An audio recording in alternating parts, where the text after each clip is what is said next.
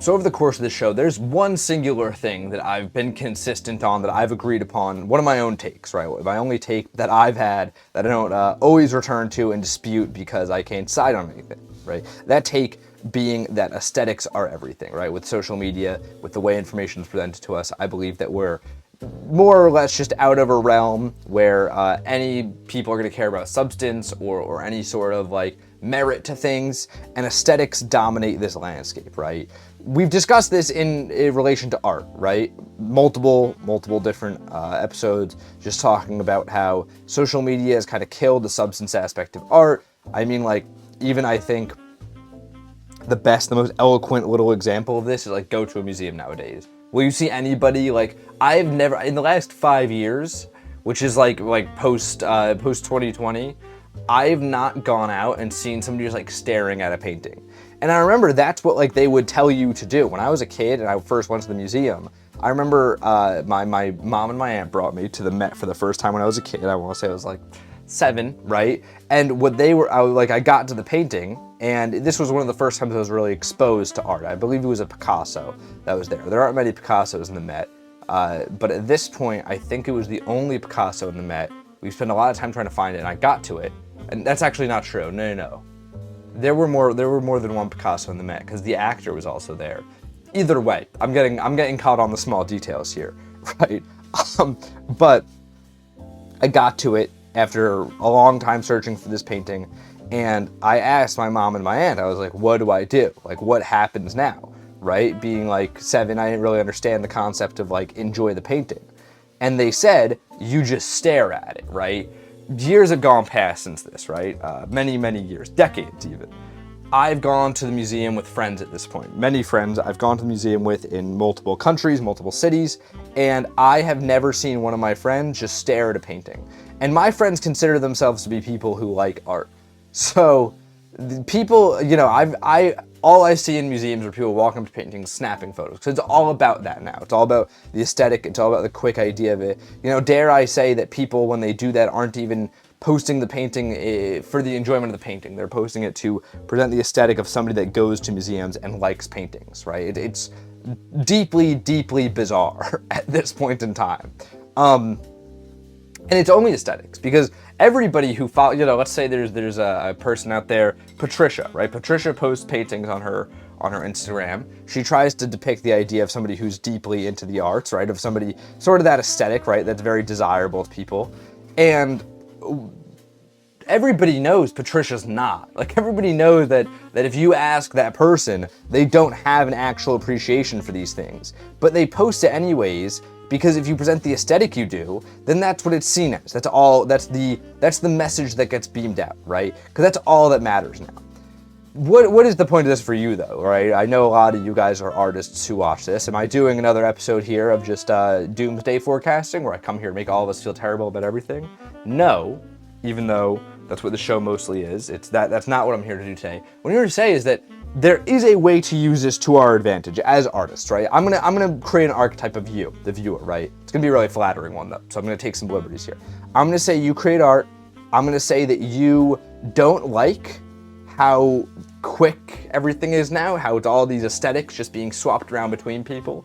And I'm going to say that you want to get your art out there and want people to enjoy it, right? You want people not just to look at it and go, oh, I'm going to take this thing, I'm going to take this song or whatever it may be and throw it into a post. You want people to actually form a connection with what you're making, right? I think that for you, as the person doing this, even though we're in this the reason that you're in this predicament you find yourself in is because we're in this terrible world where all people do is just post about, it's all aesthetics now. However, I do think that via you leveraging some different ways of doing things, you can actually make some crazy things happen. Now, I'm going to caveat this whole conversation here. I don't know how. I don't know how these crazy things can happen at all, right? I don't know that, what it looks like to make this happen. I think everyone sort of does it in a different way, right? And I'm not going to say that any ways I've seen of doing it are exactly mainstream, right? But the marketing of art now is almost inarguably more important than the art itself. It's all about how you can market art. using, and at first I know what you're gonna say, like, okay, so you want me to just like make, you know, this is just compromising. This is just going, okay, I'll just make aesthetics of things. And yes, to a point, that is what I'm suggesting, right? You do need to, in the meantime, like almost, let's think like this. You are here making substantive good art. You want to get here, people enjoying your substantive good art. The problem is everybody's here. There's a little wall here of them only enjoying aesthetics, right? You know, you're butting up against the wall trying to get it through.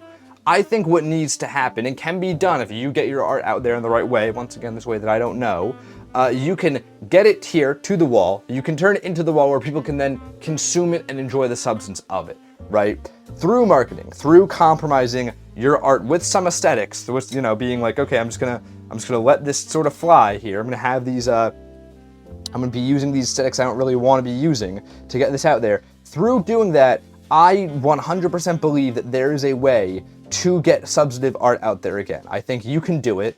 I think that it's an individual answer that comes through a lot of just like trial and error, you know, what's sticking with people, what do? You know, one of the things I hate is that category of video online where it's the person just like turning around the painting. I make them myself. I just bumped the mic, sorry. I make those myself to show these paintings off every day after these. Well, I haven't made one in 2 weeks, but I try to make them.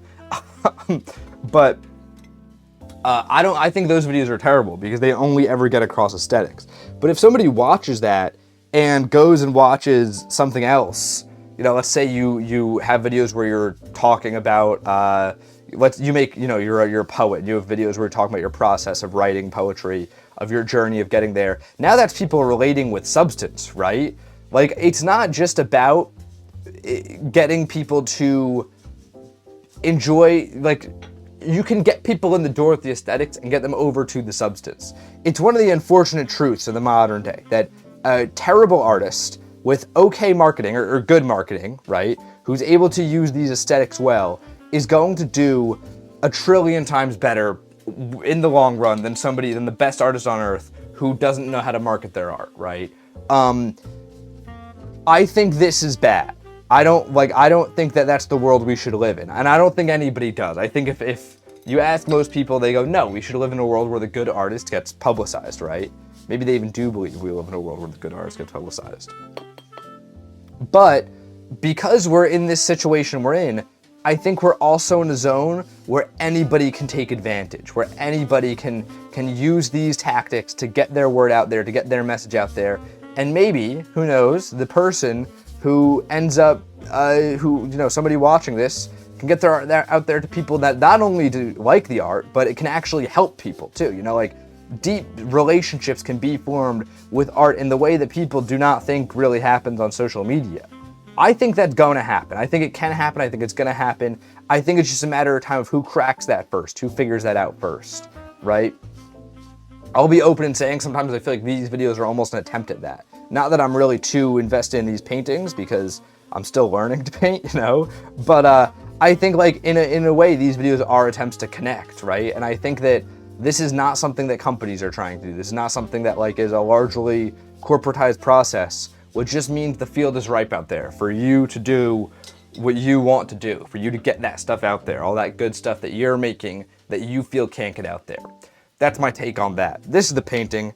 I like it. I actually think this is pretty cool. It's messier. Like, it's doing the same thing as yesterday where it's taking form and making it a little rougher, but it's doing it in a way more interesting way. My only gripe here is that it kind of just looks like concept art. Like if you ever see like a movie's concept art, kind of looks like that to me. So that I don't love. That I kind of want to get rid of. But cool. That's cool. I like this a good bit. I think this is pretty cool. So go check this out on the TikTok and the Instagram. Until next time, guys, gals, and pals, my name is Max Tice. This has been Paint and Talk episode 268. I'm here every morning, painting and talking with you all.